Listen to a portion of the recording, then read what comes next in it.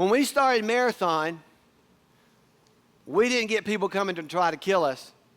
We didn't have people trying to beat us up. But we had some things that you need to know. So I'm going to let you in on some stuff. Never talked about it, never said a word about it. But I wanted you to know what I know and what that group of people who were called idiots had to go through. I thought everybody in the world would be happy that we were going to start a church. I was wrong. I thought I've been in church all my life. You need to reach lost people. You need to bring people in. You need to do that. I said, okay, here's what we're going to do. Thought everybody loved it. Not everybody loved it. I was on the search committee, I told you, at Brushy Creek. On New Year's Eve, the phone rang.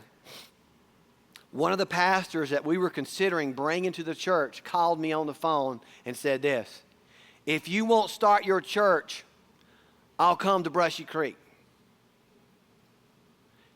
I said, I guess you're not coming to Brushy Creek.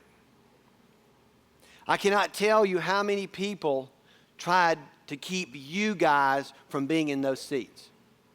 There were prayer meetings going on, religious prayer meetings in the name of God, so that Marathon would fail. Did you know that? We have been attacked over and over and over again. We have been shot at. We don't bring Bibles. We don't use Bibles. We don't talk about the blood of Jesus Christ. We don't talk about heaven. We don't talk about hell. All lies. All lies. Tried my best to get into the local association around here twice. Twice. They still won't meet with us after 11 years. The guy that's running it over there, he hopes that we will disappear.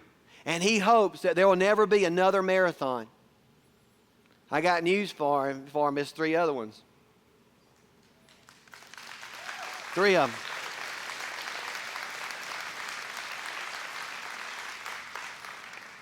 New Spring, Perry Noble was in our singles group. We helped him start Anderson College. He gets shot at every week. Newspaper, people, you name it. Blogs, you name it. We're getting the same stuff.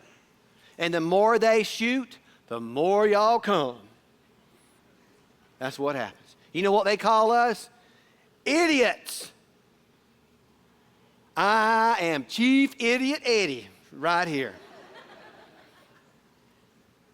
Do you know what else happened to our core group? Lost friends. I lost friends over this whole deal.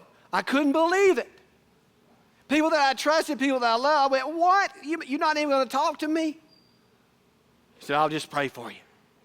I went, really? People that I thought would support us turned their back on us. We basically ended up moving to our house with no place to meet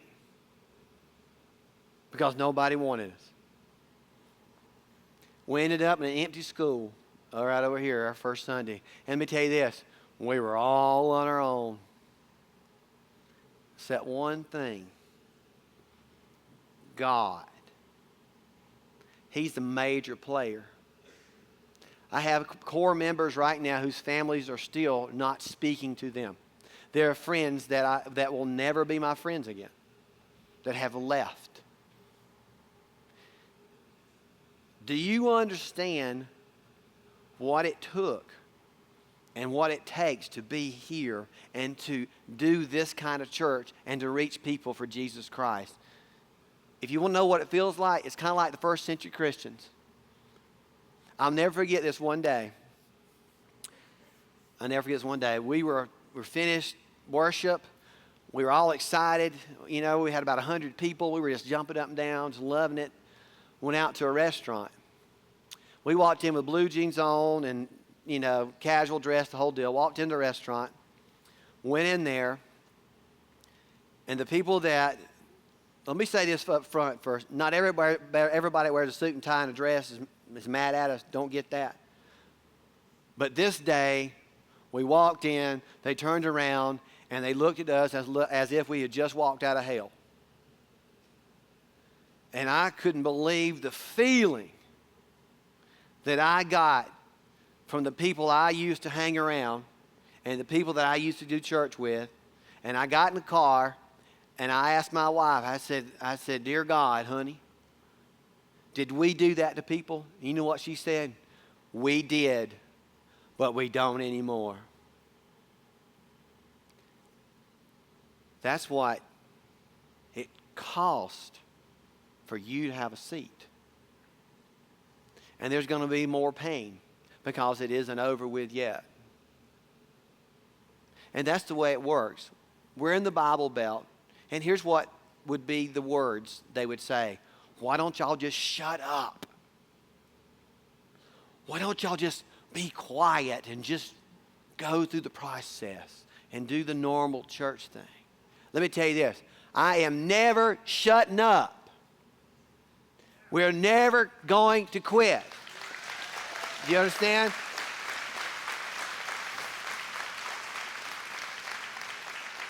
We exist to reach people. Everybody's welcome at this place. I don't care what color your skin is or what you've done in life. You are welcome at the foot of the cross of Jesus Christ. Every one of you.